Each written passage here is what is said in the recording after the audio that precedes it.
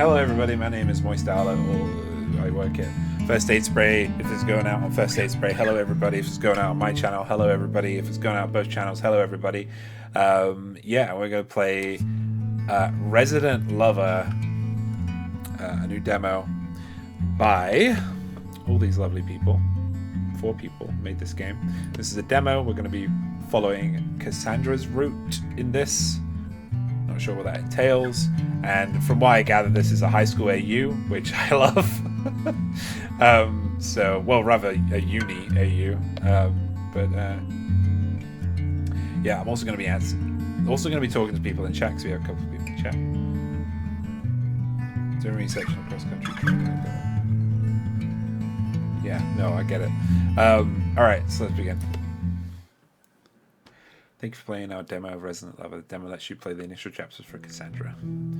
It arrives one warm August evening after you've come back from a grocery run. The sun is just setting, turning everything inside the room ablaze. That's why your eyes are drawn to it. The golden envelope shines under the light coming through the window, almost blinding you with its glow. You set your groceries down on the kitchen top before approaching the envelope, while pondering its mysterious arrival. Had you brought it in this morning and forgotten about it? How could you have missed it? It's too eye-catching. The envelope is gold, with the letter M imprinted into the heavy wax seal. I like the music as well, yeah. I like the intro, like the title screen music, and this is really nice. Sam? Gillian? You call out to your 2 roommates, but they're not here. They must still be out at the movies for their date. Perhaps one of them saw the mail, a late delivery of the day, and took it in. The front of the letter contains your name and the address of where it came from. Romania? Who could be sending you mail from Romania? You crack open the pretty seal. A bit of a pity you have to, but your curiosity wins out. Inside, there seems to be an acceptance letter in a brochure. The acceptance letter is printed on heavy and expensive paper, scented with something floral. You can't place the scent, but it makes your eyes flutter closed momentarily. Feels familiar, almost like home. You don't know why it feels like that, but you open your eyes and push aside the thought as you skim the letter. Miranda's all-girls university would like to cordially invite you to be an incoming freshman in our school. Your eyes widen as you take in the contents of the letter and the implication. This school wants to offer you not only a position in their international students program, but also a fully paid scholarship. This has to be a dream. What school would do that? You aren't even a traditional freshman. You had graduated high school and decided to take gap years before going to college. You wanted to travel the world, make some money, and take a break from education. Once you felt ready to go back to learning, you had sent out applications to schools, but none had offered you a good package. So why is this university offering you so much? How do they know about you? You open the brochure and analyze the photos there. Pictures of smiling students, scenic spots of the campus grounds, bustling club and job fairs, and the campus-exclusive events line the pages. The programs and courses offered all seem so enticing as well. The school seems real. And if this offer is too, then you'd be a fool to reject free education. The scent of the letter wafts up to your nose again, and you inhale deeply, feeling that nostalgia for something. What does it mean? Whatever it does, you know you'll find it at university. Time to pack my bags. I'm going to Romania. Woo! Going to Romania! One long flight after, a few hours with campus administration, here you are, a newly indoctrinated student at Miranda's all-girls university. You came here on a whim, but the college is real. The beautiful and idyllic campus is full of students going about their day. Even though classes start next week, already so many people are here. You're filled with excitement at starting this new path of your life. Oh, really? Oh, that's nice. Yeah, the background is really nice. I do really like the art style. Like, I like the choppiness of it. It's nice. It feels almost like a dream, which is nice. This is the start of the college life you've always wanted. The only question is, where should you focus your energy? Do you dare try your hand and body and soul on creative pursuits? Do you forego your studies in favor of having fun, unforgettable experiences, making friends? Or do you want to give up your sleep and possibly your sanity in exchange for perfect grades? what we focus on.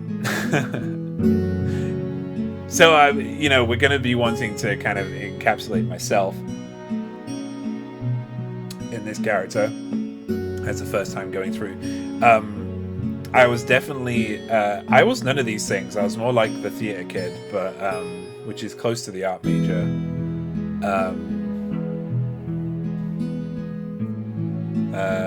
I'm going to go art major. The art major. The majority of students on this campus are enticed by this major. Some might even go so far as to call it the lifeblood of the university. But not all can handle it. Do you think that you can succeed where countless others have failed before? If you're up for the enormous task, just remember that the arts demand blood, sweat, and sacrifice. And if you can't give a killer performance, it might be your last. I love the words used here. Are you happy with this choice, or do you want to consider the other options? I'm happy with this choice.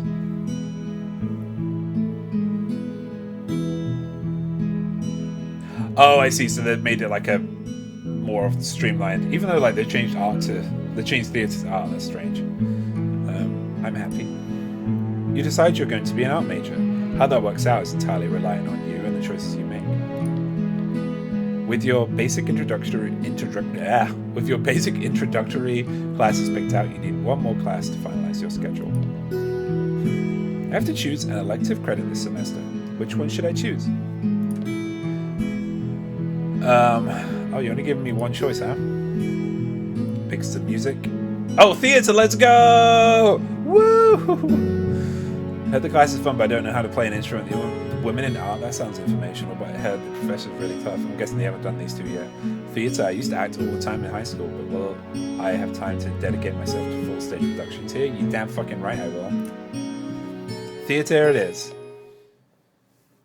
Drama Queen, Act 1, Scene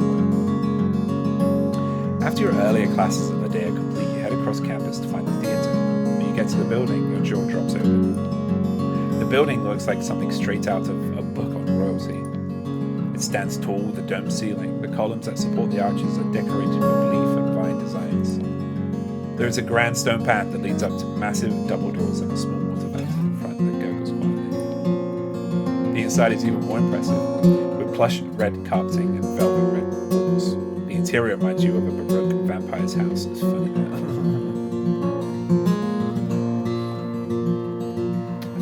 When they changed, because that's so good. Okay. Ornate lanterns serve as lights, their dim glow making the place feel almost ethereal. Students mill around the area searching for their classes. Some are similarly as entranced as you by this building, while those who have been here for years simply walk past not sparing a second glance at the expensive oil portraits hung on walls. The place is expansive and you get lost trying to find your elective class. The class is being held in the auditorium, and when you finally find it, you push open the heavy wooden double doors. Light filters through. You stand at the top, looking down upon rows and rows of red seats. The students have filled the seats at the bottom, so you scurry down, gaping at the stage. It is massive, but empty for now. You wonder what productions will take place here this year, and a spark of youthful excitement hits you. High school, you would have loved to have acted in a stage like this. Does that mean say in high school I would have loved to have acted? Instead, your school had to perform entire shows with a budget of $250 on a stage not much bigger than the length of a school bus. Oh yeah, shit, you're right. There is an umbrella logo. Nice. This stage was an entire country in comparison. You squeeze your way to the front row and sit through the theatre orientation. The excitement makes you want to tap your feet against the wall. Now you're just really jazzed about being a part of the team. The way your professor speaks on the subject with such passion makes it even more exciting to be here. There are so many students in this class and so many options on how you can help out. What role should you fulfill in the general theatre class? I was a tech guy.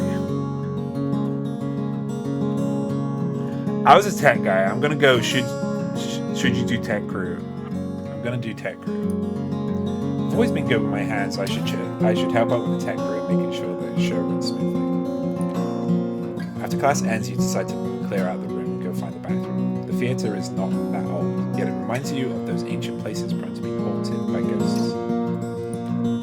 Something creaks behind you, and you turn and see a black shadow walking quickly past. Investigate. So we can't. These haven't been done yet. So we got. You decide to check out the mysterious shadow. You decide to leave the theater. You definitely don't believe in ghosts, but it's much safer to not. But it's much safer not to be in the same building as something that could be a ghost. You're sure it's not too late to transfer this class. Or the only option you have. You decide to ignore that mysterious shadow routine. I'm like, nothing has happened. You chose Tech 2. It's what I did in drama school. Other than drama. You rush to the bathroom. When you are done, you head out, or try to, but get lost in the confusing labyrinth of the backstage. That is when you hear arguing voices. Worried that someone might get hurt, you hurry over to help. A door with the symbol of a star on it is partially open. You spot the name Cassandra Dimitrescu on the glimmering shape. The name rings a bell, but you can't remember why right now. Girl 1. We quit, Cassandra. We can't deal with you anymore. What do you mean you quit? You can't just drop out. Auditions are coming up for the production, and you all need to try out for them. Ugh, this is exactly how we don't want to do this. You're literally bossing us around and telling us that we have to try out for the main production. What if we want to do the smaller shows? Your mother may run this theatre, but that doesn't mean you own us. We're dropping out of the acting troupe. You can't stop us. Have fun running your production now with no one joining. You storm out of the room and end up behind a conveniently placed column to hide from them. When they're gone, you peer out. That sounded very bad. Without a cast, how would the main show go on? Now, you remember who Cassandra is, the daughter of Professor Alcina, who happens to fund the theatre and its shows. It's because of Alcina that Cassandra gets to pick and choose actors from the theatre major to stage the productions. Every semester, there is a big hubbub about it. You haven't seen one yet since you're new here, but you've heard that the productions are next level. But Cassandra's high position isn't unwarranted. Her performances are simply stunning. However, she can be quite a diva, so to say. You hear soft sobs coming from the side of the room and decide to intervene, even if it's none of your business. You find Cassandra sitting at a vanity, biting a bottom paper and trying not to sob out. I noticed me so far. Are you okay? Who are you? She quickly wipes at her tears with the back of her sleeve and tries to school her features into more neutral ones. I'm a new student in the theatre class. I kind of heard what happened. I'm sorry. I didn't mean to eavesdrop. I just thought someone was getting hurt and I came to help. You're rambling now and you stop yourself. You should be listening in. I got lost. I thought you might need some help, but it seems I wasn't able to do much. If it helps, I'm sorry for what happened. They shouldn't have done that. What can you help me with? Quit on me. If they won't audition for the show, then how will I run the main production? Cassandra angrily wipes out a few stray tears that escape her eyes. Can't you get other people to do it? They were all decent actors. Where will I find more on such short notice? She puts her head in her hands. This is a disaster. I will be a laughingstock. I'll never be able to act again. She's very cute. I love the coffee. She's just like, oh man, that makes me nervous. She holding a coffee by the fucking lid like that? Oh, I don't know, Chief. Every theatre and studio in the world will hear of this, and I won't be able to show my face to producers and show directors ever again. She's being overdramatic. The situation is not that bad. She just needs some motivation to get through this. Look at it! Like, how? Stop it, Cassandra. Hold the cup properly. It wouldn't do good to give up now. One time, the cast in my high school came down with the flu, and we only had half a cast to open the show up. So we all decided we'll play 2 roles instead of just one. Since we'd all been to rehearsal a bunch of times, we ended up having more fun with it that way, and everyone loved it. Smaller cast, huh? Maybe I could do something like that. Something similar to the play 39 Steps, where the roles are fulfilled by 6 actors. She stands up, revitalized, full of energy. We say, saved! Saved!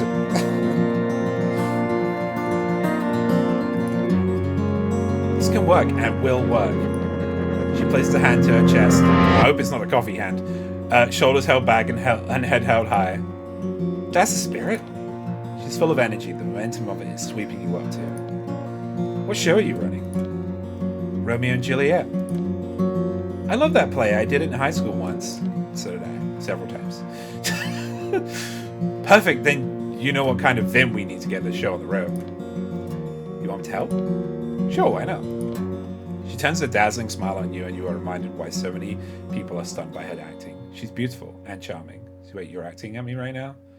You smirking at me right now, Cassandra? Or is this acting? Is this a genuine smile? I need to know. And a persuasive and, wow, you think you might have a crush on her already? Would I? Sure, I can help. Bug her.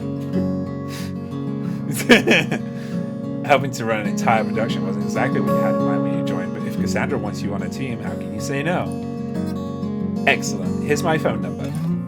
She gives you a phone. That was fucking easy. Let's go! She gives you a number and you put it into your phone. I'll have to run through the play and see if we can condense the roles of the actors into 2 to 3 roles. Then, I want us to meet tomorrow at the cafe. We'll brainstorm and move from there to start advertising that we need new actors. There are plenty of students in the theatre major. If the ones that I've gifted the opportunity to work on such a high quality production don't want to take it anymore, then I'll just give other people room to be stars. She tosses her hair over her shoulder before posing confidently with her hands on her hips. Then she gives you a wink and a smile. You stop that. You stop that. Stop it. Put that cup down. So don't be late to our meeting tomorrow, star. Sure. They did. They did add hearts. You stutter out. Her wink and the smile, combined with her calling you a star, makes your stomach flip pleasantly. You bid her a goodbye and walk out the building back to your dorm. Feeling like this wasn't real. You have one of the most popular students on campus's phone number. You damn fucking right, I do! I did it! You inhale deeply, clutching your phone so hard in your hand you're afraid it might break, and exhale as calmly as you can. When that doesn't work, you let a cheesy grin split out on your face and then your legs race through the campus. How much you fling it around and never spills. Okay. Where it came from. Well, so help me, put that smoke back! Doing a little skip as you barely refrain from shouting out, I have Cassandra Dimitrescu's phone number. Dimitrescu, sorry. End of Act 1. Scene 1. Romeo, wherefore art thou, Romeo? Act 1, Scene 2. The cafe is surprisingly empty at this hour. Maybe not so surprisingly, considering Cassandra has asked you to meet at 4 a.m. before it's even open. Cassandra, what's poppin'? Is this... God, no wonder she doesn't know how to hold a coffee cup. Man, she's never been to a coffee shop before. The two of you sit around in the light dark of a dawn that is about to arrive. You are groggy-eyed and you fail to stagger along. You sit huddled in your hoodie. Jealous? It's a bit chilly at this time, but Cassandra barely seems to notice it. She is dressed lightly for this weather. A mug of steaming hot coffee next to her. Now, Cass, you know what I need to see, okay? There are papers spread out in front of her, along with a stack of books. You notice they seem to be a mix of literature and more books. Good morning. Fuck. She didn't learn. Shit. That's a fucking hazard, man. Like, this is gonna... Oh, man, I can't. I keep looking at it. I keep staring at it. Good morning. Like a perfunctory greeting. She's not lifted her head to look at you. She's engrossed in something she is nibbling on the crook of her finger. There's a backstory to this coffee. I freaking hope so. Is that from stress or from concentration or from the caffeine? You notice that there is an alarming amount of takeout coffee cups at her feet. All empty styrofoam. So what are we doing today? Are we meeting early? Oh, and why are we meeting so early? Cassandra looks up at this. She blinks owlishly. She blinked owlishly. Early? You called me half an hour ago and told me to get here as soon as possible, and I did, and I've been sitting here for 10 minutes now. Trail off awkwardly, sounding a bit dead that she made you get up this early. You are tired, and your previous enthusiasm for the project has died down with how early it is. That's a great line. Cassandra dives for the phone line next to a half-eaten bagel. She reads the time on her phone. Oh, I forgot that people actually sleep. She gives a small laugh to herself. Oh wow, I didn't even realize that was... My acting has paid off, Mum. Sorry, I lost track of time. This There's just so much to do. Let's get started then. Oh my god, she's holding it that way for the wall. She is. Oh, maybe. She's keeping her left thigh warm. She moves some books around and reshuffles some pages. Are you studying law? I thought you were a theatre major. I'm actually majoring in both pre-law and theatre. Oh my god, Cassandra, you're so smart. Wow, I can't imagine how much work both are. It's not that bad. I just don't sleep often. But who needs sleep anyways when there is so much to do? She waves a dismissive hand before you can question the sanity of my statement. I looked through the script, and I think we can condense the roles of 12, maybe 12 actors. Romeo and Juliet have to be their own, of course, but we need to separate actors for them. Do you have any people in it? I was going to send down an email to the department to ask about it. Obviously, she'll take the role of Juliet. I wouldn't trust anyone else to play her. She squints her eyes thoughtfully at you. Huh? Nani? She's looking at me.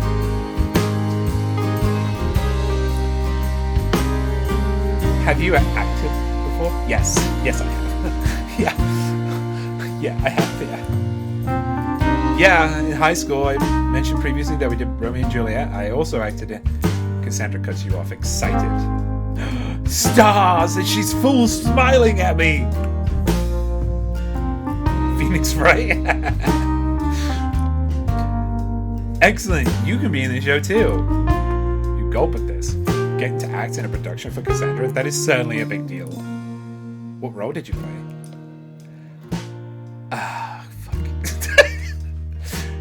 I was cast as Romeo. Cassandra puts a hand to her chin and looks you over. I can certainly see why. You've got handsome works. You feel slightly warm at her compliments. Before you can thank her for them, she shoves some papers at you. I want you to read some of his lines for me. Now? Yeah. You're not ready to be put on the spot like this, but you have to do this. You close your eyes, take a deep breath, and reach down into that part of you that becomes someone else. 1 second.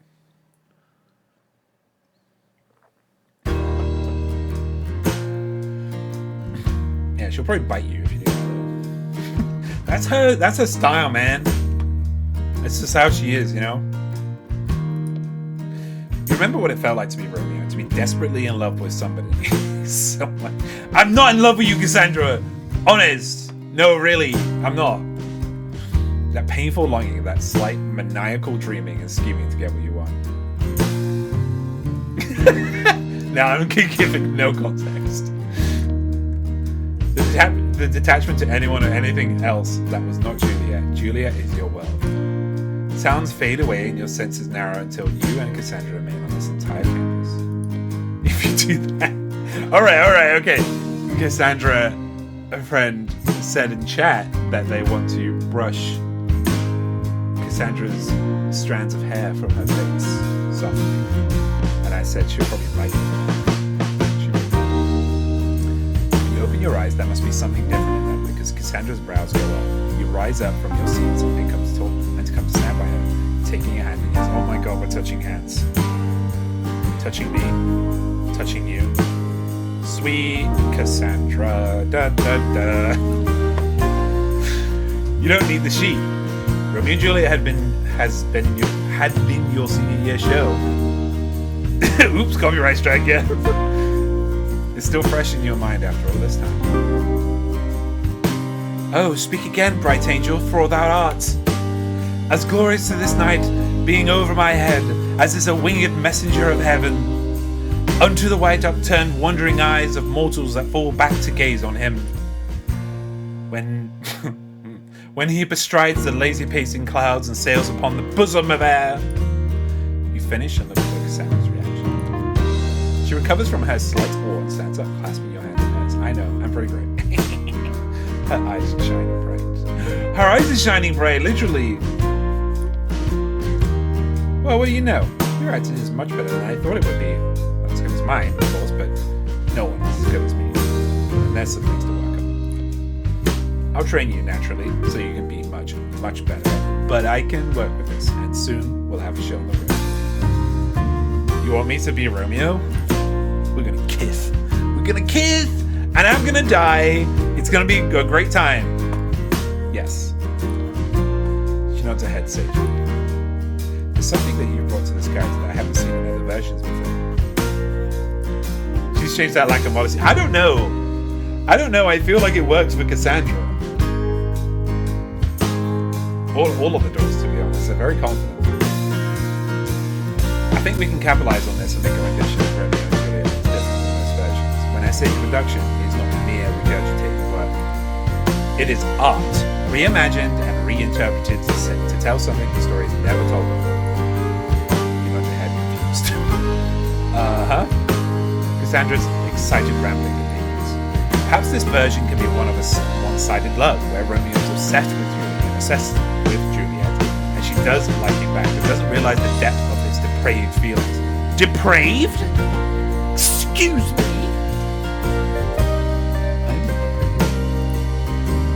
And is forced to falsely poison himself to escape him, but actually ends up accidentally poisoning himself because it was too high of a dosage.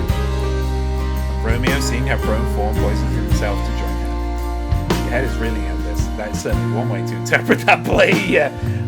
Wait, this is an award-winning. Or perhaps we can even make it that Juliet is the one who does love him verily, so that she poisons herself and him, so that if she cannot have him in life, she can be with him in death. She's speaking so quickly it's hard to listen to her. Cassandra pauses herself here. Those are a bit depressive. Maybe a happier version would sit better with the audience. But they are coming to see something already lauded as a romantic tragedy, so a happy ending might actually make the audience dislike the product. You extract your hands from her tight hold. Wait, we were holding hands? Oh, we were holding hands. I completely forgot. Alright, I'll let you brainstorm those ideas on your own. Just let me know when you need me. Cassandra jolts as she comes back to the present. Sorry, I'm speaking nonsense again, aren't I? I just love acting, so I tend to get overzealous with it. A lot of people are thrown off by it. I hope I haven't alienated you with it at all. She looks insecure here, and you are reminded of how the entire cast left her because she was dramatic and too demanding of them. You shake your head. I'm fine. I find it endearing. That comment seems to genuinely make her happy. She runs a hand through your hair to your cheek, cupping you momentarily. Oh my god, she's so good, cheeky cheeks. You're such a darling. You can feel your cheeks heating up with the urge to blush, but thankfully, she removes her hand before letting you betray you. The cafe door behind you opens. They finally open for business, and the sound of it makes Cassandra's head whip to it like an animal hunt. Coffee! She exclaims and Mantis on her feet. Oh, it's too fucking cute. Can you put that cup down? I'm gonna get some. Come in with me? Sure. The two of you walk into the shop. It's nicely decorated inside and has room for drink menus hung up on the wall. Cassandra walks up to the barista with a smile. I'll have the usual. Then steps aside and says to you. Pick a snack and coffee on me. It's the least I can do as thanks for you coming to see me. You approach the barista. Eleanor?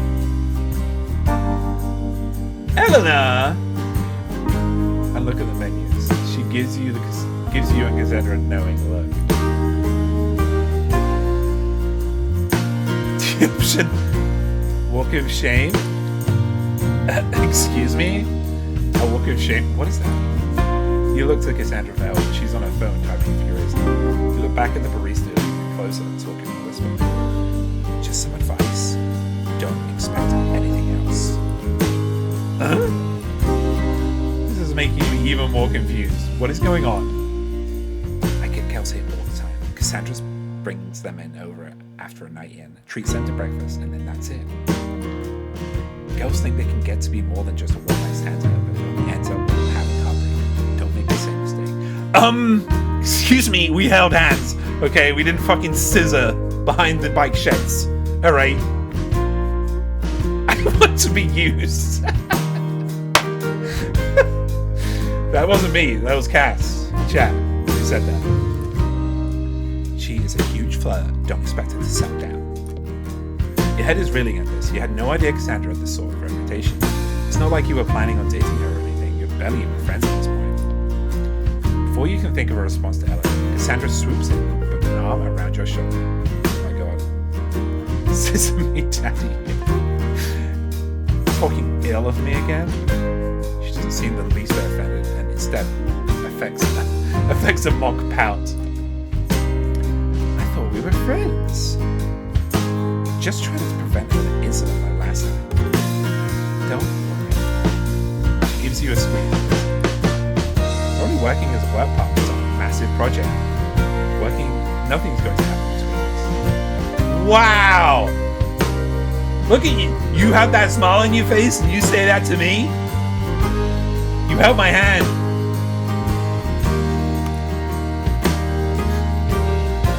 Eleanor does not look at it. Ella turns to you. You let me know if she misbehaves or breaks that promise. I'll take away her caffeine intake. Cassandra gasps loudly at this. You wouldn't dare. As they continue to pick like only friends can, look at the menu. What should you choose? Like that coffee cup, yeah. Like a claw.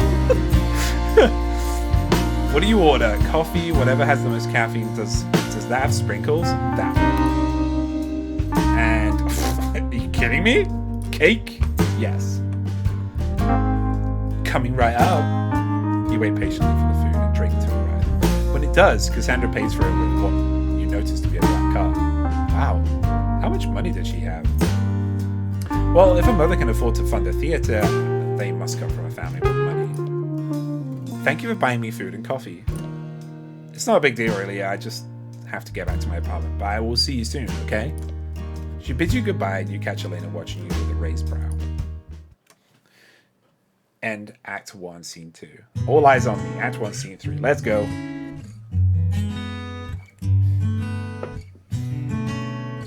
A week flies by before you even know it. Cassandra hasn't texted you since the calf, and you're worried that something might be wrong. Oh, this music. The little Patricks? What's with all the Patricks? I've seen Patrick several times in these scenes. Several times you hesitantly hover your finger over London to check in on her, but you never go through with it. Then on week 2 of radio silence, she finally texted you. Good news, I've made an announcement that we're looking for oh my god, she's a Caps texter. She's a Caps texter. Uh-oh. Fucking boomer alert. I've made an announcement that we're looking for actors. Auditions are going to be next week, and I want you there to help me determine who's joining the cast. You immediately type a response back. Are you sure you want me to help? I'm not a theatre major like you. I've often found that sometimes people who are far removed from the topic can offer a fresh perspective of things. That said, of course, I will make the final decision. Well, so sorry about the caps. Log, I'm excited. Okay. Okay, let me know what time the auditions will be at, and I'll be there. Yeah, I was like, oh no, she's the Caps texter, like, exclusively, but no, she actually explains it. Cassandra's enthusiasm is infectious, even through the phone, and you feel a small spark in your chest grow. By the way, this is how, when I get excited, this is how I text as well. I'm also a terrible Caps texter when things get exciting. Is it? It could just be a Varsky jacket, to be honest.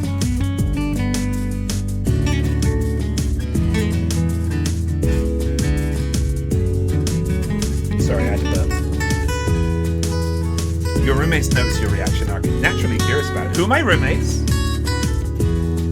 Angie? Angie! What's got you smiling? See, both her and Daniela are looking over at you, waiting for your answer. You haven't realized it, but you have a wide grin on your face now. Right now, you put your phone away. I do have a big grin on my face, not gonna lie. A project I'm working on with a friend is finally underway. Oh my god, dude. I got... Daniela, though?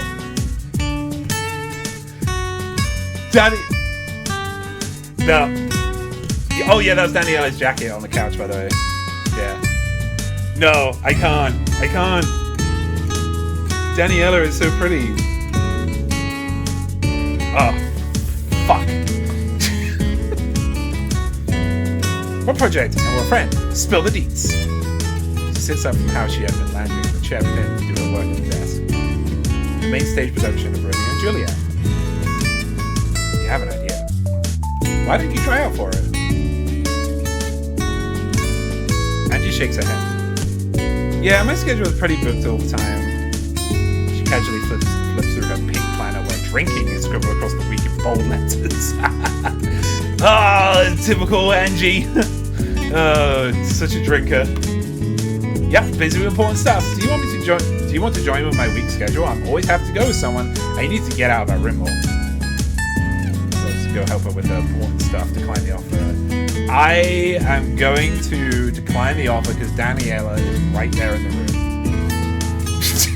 Maybe another time. Alright then. I'll pass on auditioning too. You'll be working with Cassandra, and I know how my sister gets during production season. How did you know I was working with Cass? Wait, what?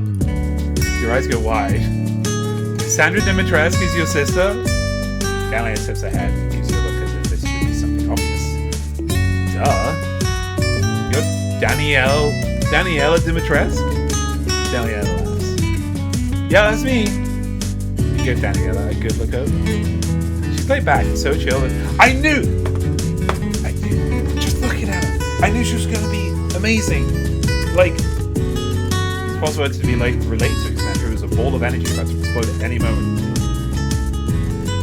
Bang, but no, she said there wasn't a chance. Cassandra said there wasn't a chance. There wasn't ever a chance. It's me and Daniela now. Forever.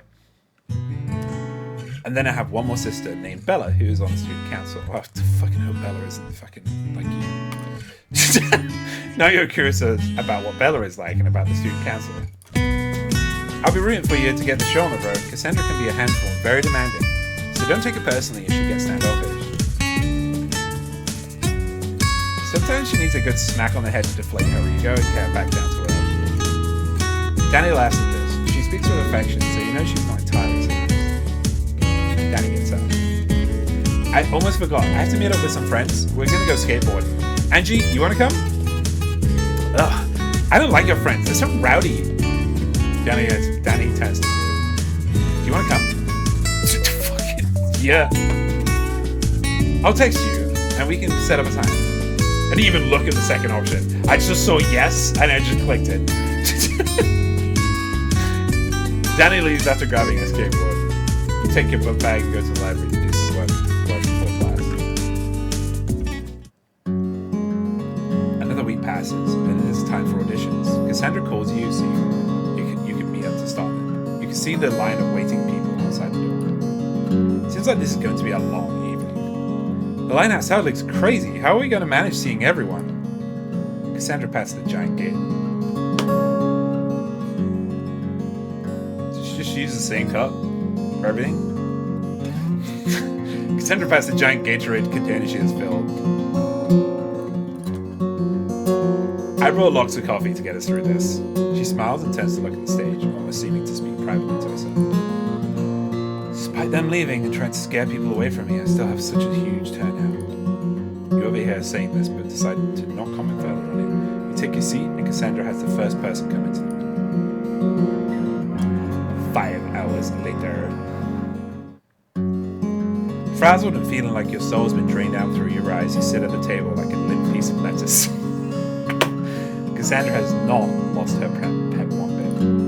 In fact, she looks refreshed by the process. Or maybe it's the half-gallon of coffee she's consumed. We saw a lot of students with potential today. Who do you think should join the cast? Pick 5 from the list? I don't know any of these people. See more candidates. Adriana, Ariana, B. I like B's. Oh, this is it. This is all you're given. Yeah, Lisa might be Trevor. Because B's, exactly. Avery, Lisa, MJ, and Sarah. Those are all great choices. Now the cast is finally coming together. What now? What steps do we take next? Now all that remains is to decide who's going to play it too. You can leave that to me. What the two of us can do together next is get our costumes ready. Saving the bees. Yep. Since I know for certain I'm playing as Juliet and you're going to be my Romeo, we can head over to the theatre costume department and get outfitted. Which is strictly professional, Cassandra.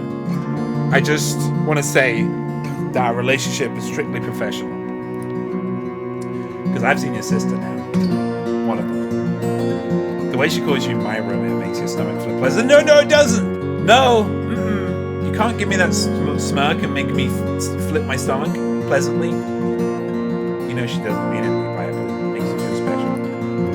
You follow her as she leads the way down the hall and down several flights of stairs to the costume department. Opening the door to the room reveals a room covered in fabrics. Piles and piles and piles of it lay at the tables and are heaped up onto the mats. Coats and dresses hang haphazardly on their hangers, and is that a bra hanging from the ceiling light? Giselle, you're here! The room is empty when suddenly one of the piles of clothing starts to shake. A person erupts from it with a loud yawn that's cute. A small girl with curly hair and a pair of glasses on her nose and another pair hanging around her neck on a chain emerges. What is this? Don't be obtuse. I'm only ever down here for one thing, and that is clothing. Giselle gives Cassandra a look. I would beg to differ. The amount of times I caught you down here very much doing the opposite of wearing clothes with your friends. Ha! Fucking get! Cassandra loudly interjects with a bit of unease. Anyways, can you do the measurements for us? We need our outfits to be of the utmost quality. Is this the Romeo and Juliet play you want to shut up about? Yes, and it's going to be the production of the year. Giselle looks unimpressed. You say that about every production. Am I wrong? Giselle begrudgingly concedes. No. So let's get to it. Cassandra claps her hands together. You and Cassandra spend about an hour down there, allowing Giselle to do her work. Tongue sticking out while she's intensely focusing, she uses her measuring tape to take measurements of everything. So I'm okay if she wants to tie us over measuring tape. I'm fine with that. Just as long as Danny doesn't see. From the length of your arms to the space between your toes. Cassandra can see you are being overwhelmed by all of this. She shoots you a wink and a smile and informs you. Giselle is professional and does stellar work with outfits. Listen, this experience, I've had this experience. I used to go to a tailor back where I used to live when James used to actually have money. And I used to like every time I used to go to the tailor, which was only like 3 times, like every time I would be so overwhelmed by what they're doing because they're so fast and it is a skill. It's so overwhelming. After Giselle's done measuring, she stands and ponders you, hand on chin, for so long you begin to feel like you have offended her. Then she turns and stares at Cassandra. Cassandra is not bothered by this. She even playfully strikes a few silly poses towards Giselle's deep look of consternation. I'll have the outfits done in a few weeks. Perfect. Thank you, Giselle. I'll see you then. The two of you bid Giselle goodbye, and as you're leaving the room, you spot Giselle diving back into a pile of fabrics, mumbling to herself as she looks for something. Giselle is super cute. I know today has been a long day. You can head back to the dorms. I'm going to stay up and work on the cast and the script. The two of us need to run somewhere together. You're a good Romeo, but you could be even better. Sure. You know Cassandra's intense with acting, so you're not surprised to hear she wants you practicing already. I'll text you when and where. Do you agree to meet up for practice? No. Please no 4 a.m. meetup. I can't do that again. No thank you, I'm busy this week. Maybe next week. I would say no 4 a.m. meetup. Professional, guys. We are staunch professionals. I promises. She smiles in her teeth at the moment. Don't stop! Stop it! Stop smiling at me. And Act 1, Scene 3. Running through my mind. Act 2, Scene 1. From the top. Certainly you groan. Again? You just finished your lines a second ago. The two of you have been reading lines for the past 3 hours. You are reading for Romeo while Cassandra reads for the other characters in all the scenes in order to help you fall into your role better. You're feeling a bit tired and thirsty. Your voice starts to go hoarse. You guess that Cassandra would be intense, but even this is more than you expected. She has not lost any of her energy. Still going strong since the morning. Can we take a break? I'm tired. Yay, more lines again. Alright, let's get this show on the road. Now, can we take a break? Yeah. Really? Fine, I guess. I forget now everyone has my stamina and dedication. She gives you a 5-minute water break before she launches into reading lines again. In love? Out. Of love? Out of her favor where I am in love. Alas, that love, so gentle in this view, should be so tyrannous and rough in proof. Which line should you read next? And if you don't know, consult your script in the diary. Oh, right. Oh, snap! Alas, that love, whose view is muffled still.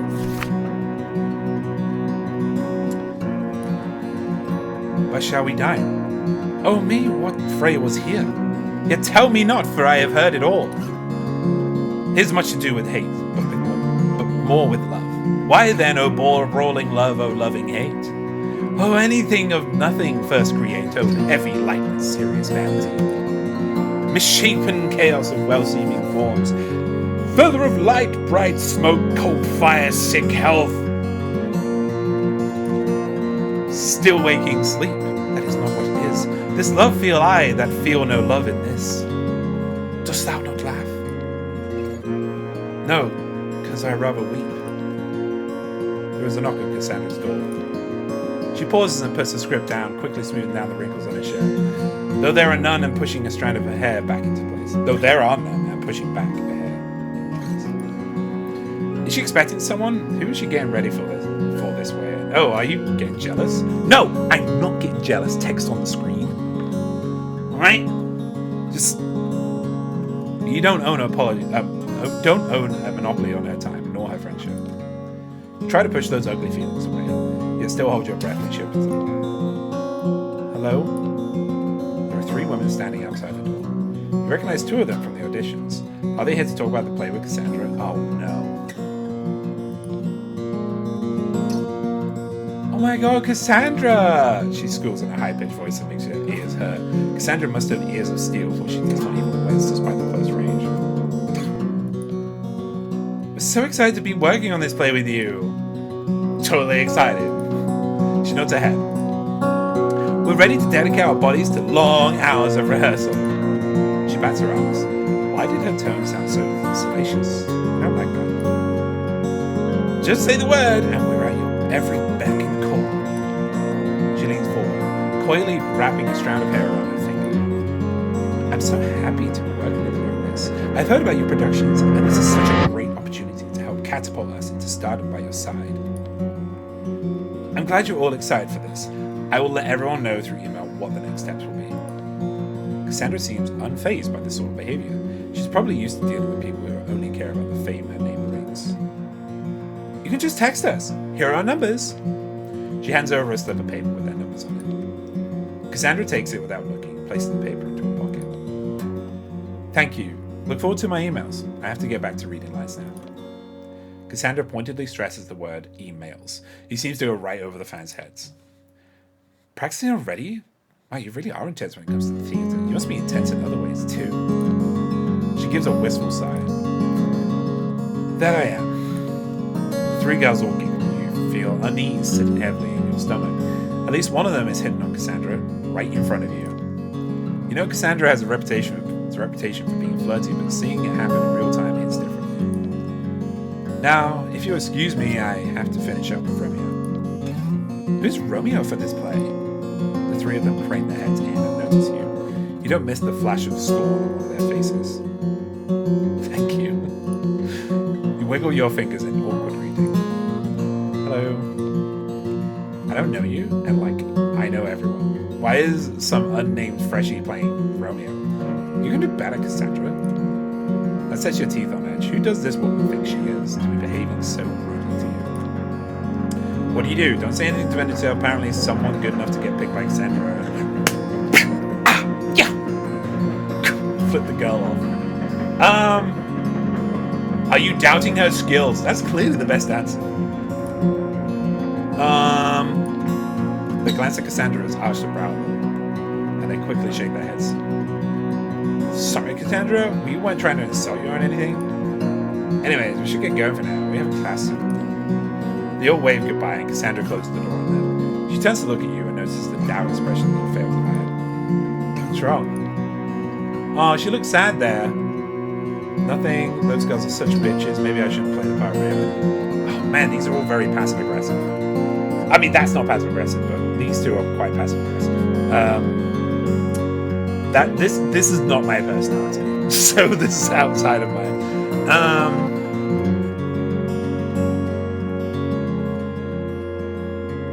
Those girls are such bitches. Wow, never expected to hear such strong language from you. And yes, they are annoying. You can't let that kind of stuff bother you. I won't have you ruining the production just because you don't like them. You need to suck it up. Everyone hates everyone a little by the time the play's done. She's not happy. She's got like a little anime frustrated thing on her face. Damn fucking right. They are bitches. The other two were lame. Like, my reaction to that would be, yeah, I'm fine. Nothing's up. You know. I think I'm gonna go and get lunch. I'm hungry and thirsty. She's smiling again. It's fine. Cassandra glances at her phone. I keep forgetting that time flies when you're having fun. She smiles at you. Go eat. I'll see you soon, my star. No! You can't stop it! You can't keep saying... You can't keep getting away with this! You can't. Her calling you my star will never cease to make your chest feel warm. You bid her goodbye and leave her dressing room. I cannot believe this. You make it through the backstage area and only get lost once in the maze of it. When a hand reaches around and grabs you. You yell, but no one is around to hear it. You come face to face with none other than the Stans from before. Let's fucking go. I've fucking got my fists up. I'm ready to punch some face. Stan wants scoffs. Who do you think you are? Getting preferential treatment from Cassandra. We've been her number one fan since forever ago because she's so gorgeous and talented, and a leech like you just attaches itself to her side with no shame. You're so ugly too, like ew. I bet you don't even brush your teeth. She jabs a finger at your shirt. You should be embarrassed being anywhere near Cassandra with those clothes. What lame insults, but you know the threat behind them is real. It's This is me. Okay? This is me. Yeah, no, this is me. Really? Okay is all you have? Not only are you ugly and poor, you're also stupid. What do you even want from me? Isn't it obvious? Stay away from her in the show. Well, it won't bother you. Simple enough. Why does it bother you so much that I'm playing Romeo? If you try and get rid of me, they'll just find another Romeo to play the role. Stan once goes. I will take her place. Her lackeys nod their heads. It seems she is the head honcho of this weirdo club. She is a much better actress than you. So we're giving you a choice. You can either resign quietly, or we will ruin you. They look serious and slightly psychotic. What can you do? Oh man, I just found my new love in Danny, so... Oh man. This is professional, strictly professional. Don't back down. Never surrender. If you think I'm going to give up so easily, you're mistaken. I'm going to stay by Cassandra's side as Romeo, and you're not going to scare me away. You should have given up when you had the chance. Get ready, because this isn't going to end well for you. They turn on their heels and walk away. You watch them go, rage and hurt swirling inside of you. You never expected to find yourself in such a situation, but you do. Take the bitches down. All you can do is remain strong now and hope the situation blows over. End of Act 2, Scene 1. 2 a.m., Act 2, Scene 2. You toss and turn at night, unable to sleep. When you do fall asleep, it's fitful, filled with feelings of distress. You finally give up on sleep at 2 a.m. and pull out your phone. You look at it before opening up the chat function and messaging Cassandra. You need some comfort, and you know she won't be asleep at this hour. Your roommates, while great people, are sleeping right now. Daniela is snoring, drool coating a pillow. Oh, my love! My love! Angie is mumbling, hey Macarena, and asleep. That is something she can only hear. Oh my god. Oh, you up? You up? You know, so it's literally... Oh man. You send a message to Cassandra and immediately get a response back. Hey, you're not sleeping now. Hey, you're not sleeping now? Late night project? Does she never she doesn't not text in all caps. She's an all capper. Does she never not text in all caps? You wonder to yourself before typing a response. Just want to see what you're up to. Sorry, I didn't mean to text you. Can I ask something? Let's see where this goes.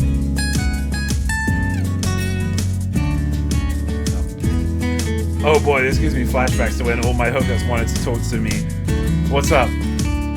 Look, I know you told me not to worry about those stands of yours, but I am. Why? They're hotter than me? They threatened me if I didn't leave the job. They threatened me. They did? When and how? I'm gonna have a word with them. They can't do that. Since you're up, do you want to come over to my apartment? We can talk. You bolt up in bed, eyes both going wide. Invitation to Cassandra's place. Type back a quick yes and jump out of bed. Quickly get changed. Protect me! She texts you her address and you show up in front of her on-campus apartment. And you show it in front of her on-campus apartment a few minutes later. That's weird to say. Nervous, you ring the doorbell. A symphony of crickets keeping you company as you wait. A light goes on. It's her night. Look at the place. Pomzilla. Was that Tuesday coming to Netflix? Netfuck?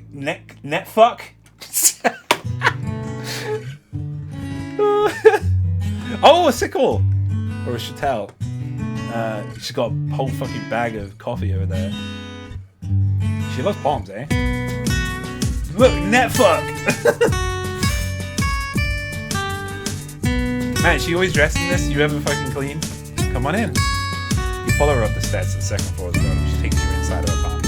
The kitchen, living room, and dining room are all one big room with open walls. There's a door ajar that leads to a blue tile bathroom, and a shut door that must lead to the bedroom. Wow, this place is nice. Thank you, I decorated it for myself. You look at the decor. There's playbills framed on the walls along with posters of famous actors and actresses. There's potted plants taking up space on the windowsills and a coffee table. Ah, she's a plant mom. I'm a plant dad. Comfy blankets and pillows are placed on the couch. There are a few brown throw rugs on the floor. Looks very homely, not something you would have expected of Cassandra. She had a very big personality. You had expected bright colours and loud prints. Maybe even the whole place decked out like Hollywood in gold and black. Make yourself comfortable, then we can talk. You sit down on the biggest couch and pull the blanket over yourself. Cassandra busies herself in the kitchen. You watch her, admiring her as she works. And when she's done, she brings you a steaming mug of hot cocoa. Hot chocolate makes everything better. She takes a seat next to you. I'm surprised it doesn't have any caffeine. Mine does, but I figured you wouldn't want some in yours, so spill. We can talk about what's bothering you, or we can talk about something else. What do you want to talk about?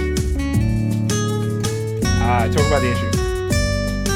It's just those girls, I'm worried about them. They threaten me to not work with you, and I know I shouldn't start issues. I don't want to start issues, but they are.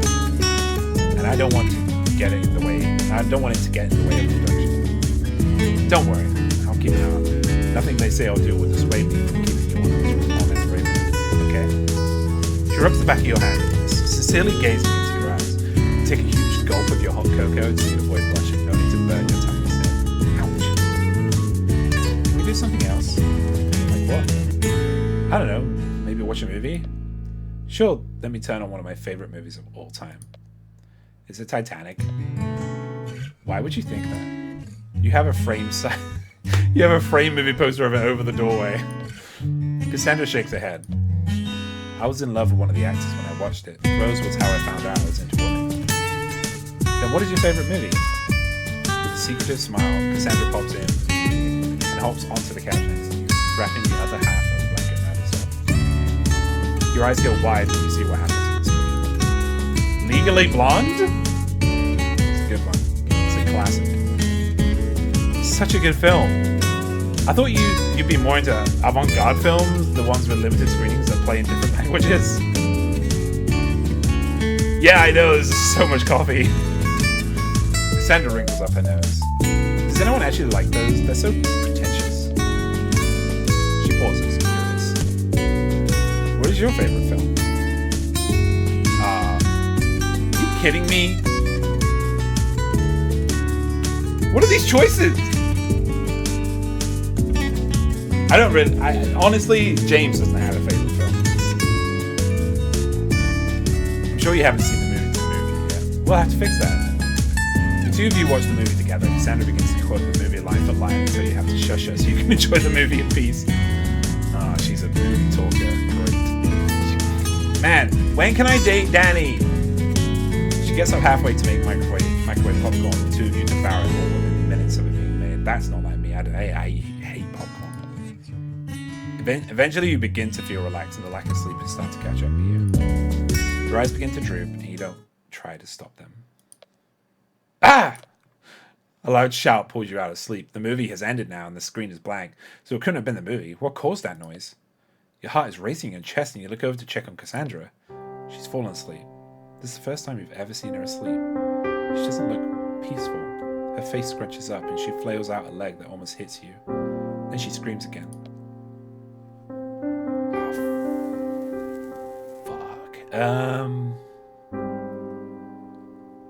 I need to wake her up.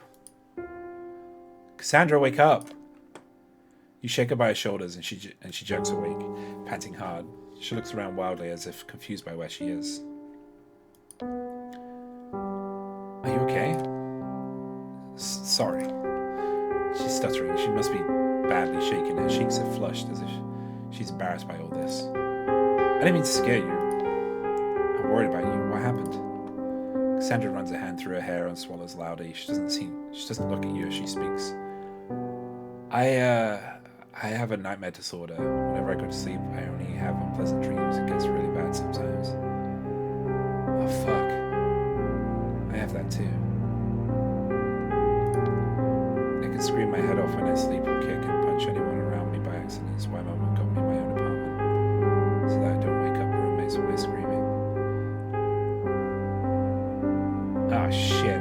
I didn't think it was gonna get real. Oh, no.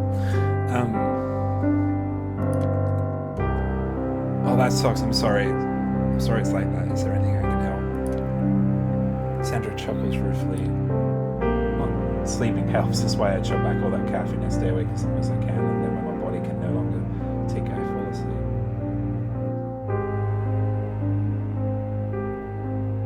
I have what's called hypnagogic hallucinations, where I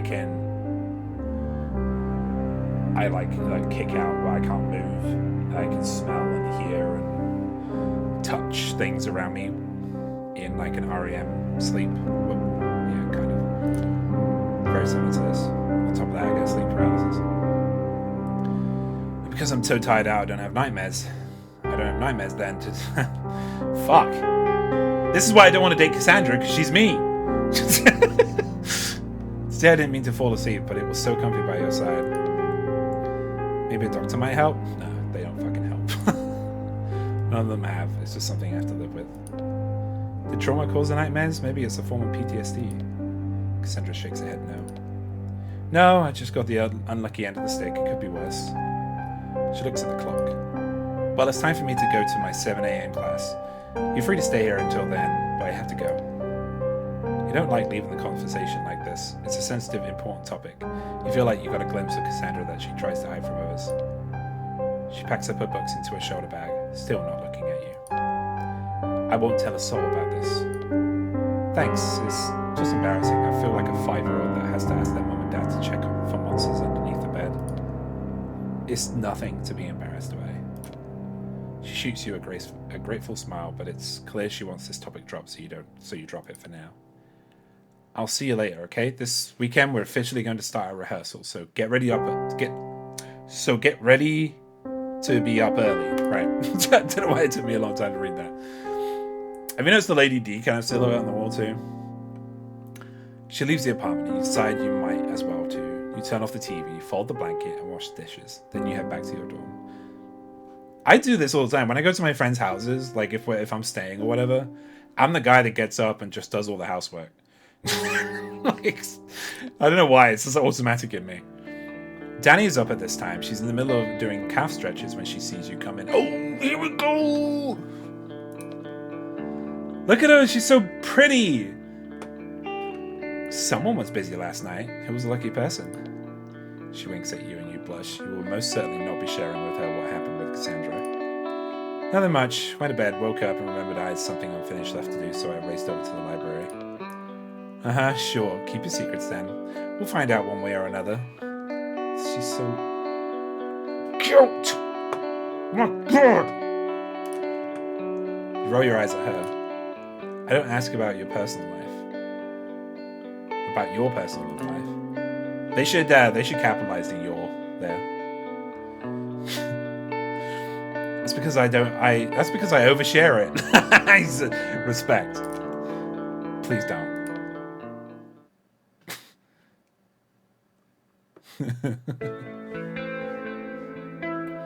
Oh, is that it?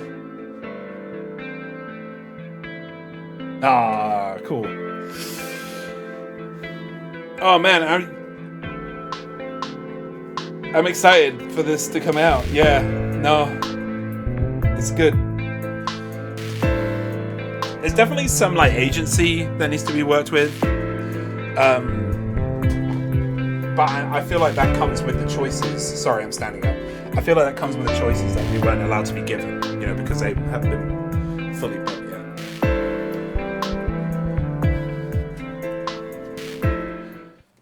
Oh yeah, I'm going straight to Danny. No question. No question. Like, Danny is... I like Cassandra, but Cassandra's too much like me. And I think that's a little bit... you know, it's a little bit weird. You'll have to finish the Cassandra route. Yeah. I mean, to be honest, I might love the game so much that I might just do all of them, you know? I do love visual novels. They're... You know, I feel like they've fallen off. After Doki Doki and like I can't remember the other one I played, but yeah, they've kind of fallen off a little bit. Yeah, there's some choice. I mean, it's funny to kind of record and react to them, but there's some points where I didn't feel, just due to my choices, I didn't feel like I was actually close to Cassandra, right? But the game was telling me that I was. Right, so it's like, it was strange, but they, you know, it is a demo, and you know, there's clearly a lot of the road ahead.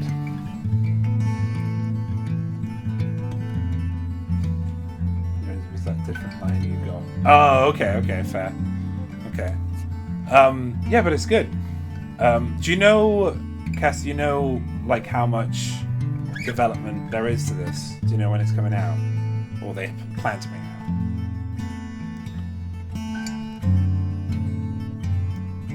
No idea, sadly. Yeah, that's fine. It's ready when it's ready. So for YouTube folks, thanks for watching, everybody. I'll be keeping a close eye on this one, and if you do enjoy it, please give me a comment, give it a like, give it a share. Please go follow the AVIA team. I think it's pronounced AVIA or AVIA. Deadfinch on Twitter. Be now Newtuff4 and Cinderspots on Twitter and Tumblr. Tumblr and AO3 and Arlenor on Twitter and Tumblr as well. Yeah, and I will catch you in another video.